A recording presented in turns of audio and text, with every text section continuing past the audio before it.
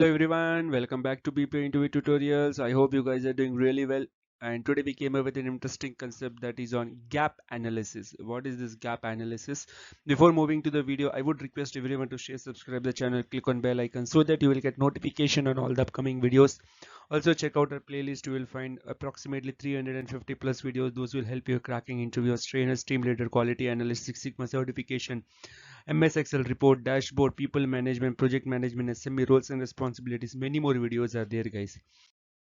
Let's start today's concept that is on what is gap analysis in call center. Let's understand this concept because this will give you a this is an amazing concept, guys. If you're working as a quality analyst or if you're doing any analysis, you can use this particular technique in order to show like you can show in a form of graph like where is a gap which you can fill, what techniques you can use.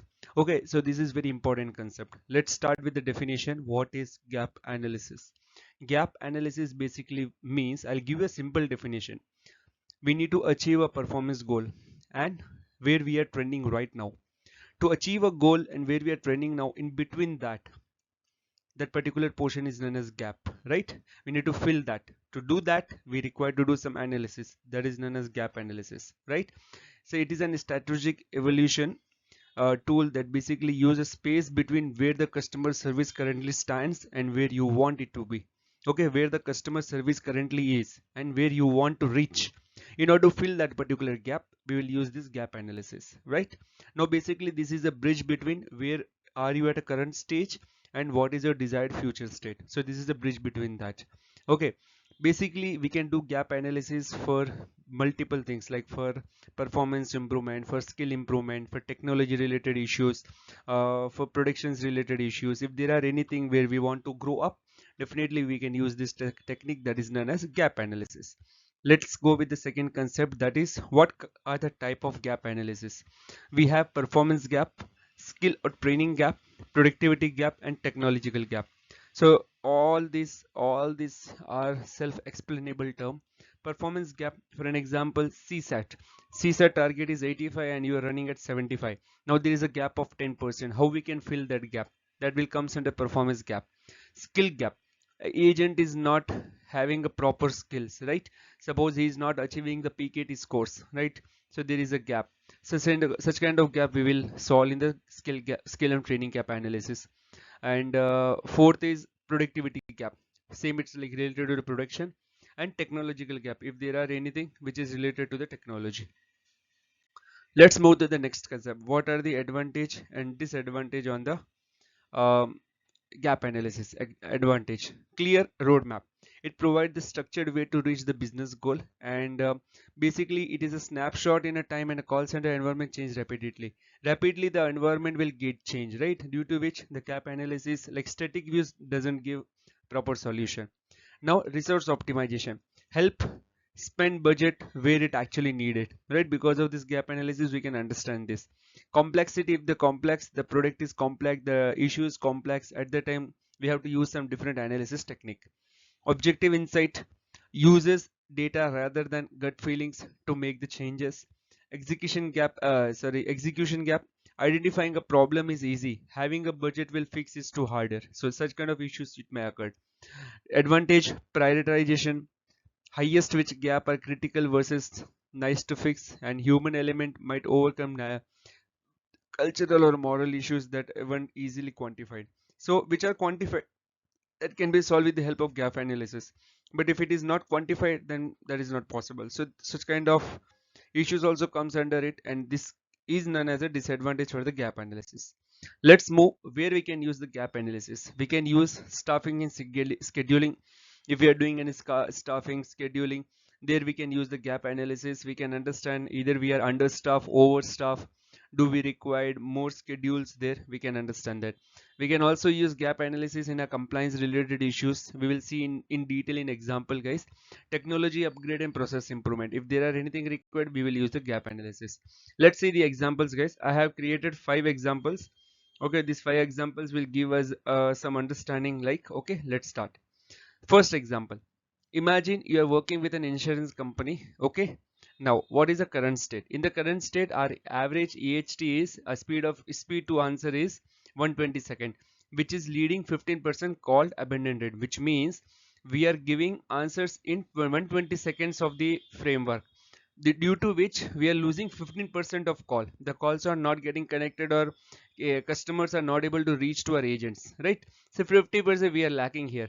What we can do here, the future goal will be, we have to speed the answer to 30 seconds rather than 120 seconds. We have to speed it to 30 seconds, due to which we can reduce our abandon rate to 3%, right? So we have covered 15% to the 3%. That is our gap analysis. Now what we can do now, the delay of this 90 seconds, see, 120 to 30 seconds, the delay of the 90 second is giving 12% of access abandon rate. So this is an advantage for us, right? Now let's move the solution. What we can do in order to do that, why, let's understand. Speed to answer is 120 second. Why this is happening? Might be we have a low agents, we have a required headcount is not available, due to which the times are getting exceeded. So hire 10 additional agent in a peak hours. Implement callback feature. The customer do not have to stay on the hold. Yes, we can use that feature during the call. If someone is staying for like 5 to 10 minutes, they are not getting answers, they can get a option like we itself give a call back to the customer. And training, cross training is also required, right? So this is the solution we can give in a gap analysis.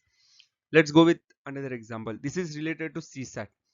Current stage, a CSAT stands at 72%, which is not helping us, and our target is 85%. Now what is the gap? There is a gap of 13% in the CSAT.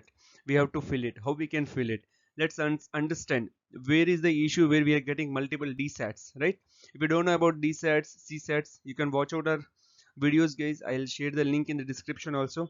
You will get understanding on the how the DSAT scrubbings we can do and what are the analysis we can do there.